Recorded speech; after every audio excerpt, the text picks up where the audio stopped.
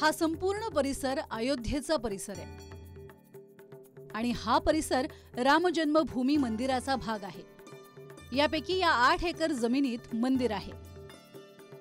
ही अवतीभोवती जी रेषा आहे ती राम मंदिराची तटबंदी आहे आणि त्याच्याच आत जवळपास 2.5 एकरात रामाचं मुख्य मंदिर बनतंय।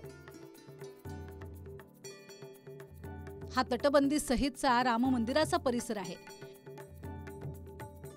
हे मुख्य राम मंदिर, तर ही त्या भोवतीची तटबंदी।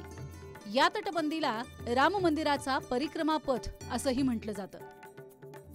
या तटबंदीत इतर काही मंदिरं देखील आहेत, ज्यात गणेश, सूर्य, शिव, भगवती, हनुमान आणि अन्नपूर्णेचं मंदिर याच तटबंदीत आहे। आता मुख्य मंदिर कसं आहे ते पाहूयात। भव्य दिव्य राम मंदिर असं दिसणार आहे। मंदिराचा हा परिसर 380 फूट लांब, 250 फूट रुंद आणि 161 फूट उंच असेल। मंदिराचा हा संपूर्ण परिसर अनेक एकरांचा आहे आणि प्रत्यक्ष मंदिर हे 2 एकर जमिनीवर उभं राहिलंय। गर्भगृहासह पूर्ण मंदिर एकूण 3 मजल्यांचं असेल। यात प्रत्येक मजल्याची उंची 20 फूट इतकी आहे। या मुख्य शिखराच्या खालीच मंदिराचा गाभारा असणार आहे। पहिल्या टप्प्यात बालरूपातल्या रामाची मूर्ती असेल आणि दुसऱ्या टप्प्यात राम दरबार असणार आहे। मुख्य शिखराबरोबरच इतर 5 छोटे शिखर किंवा घुमट असतील।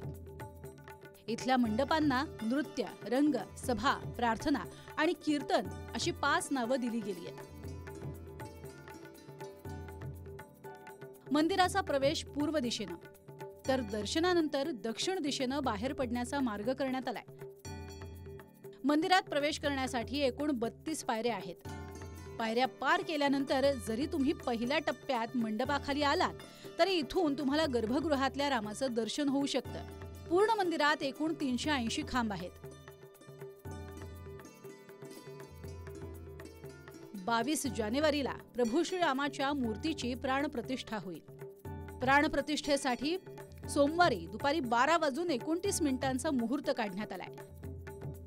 यानंतरचे पुढचे 48 दिवस मंडल पूजा होईल। मंदिर परिसरात पुढच्या 7 ते 8 महिन्यात वेगवेगळी 7 मंदिरं अजून तयार होतील, ज्यात महर्षी वाल्मिकी, गुरु वशिष्ठ, विश्वामित्र, अगस्त्य ऋषी, निषाद राज, शबरी, अहिल्या आणि जटायूचंही मंदिर असणार आहे। Bureau report, TV9 Marathi.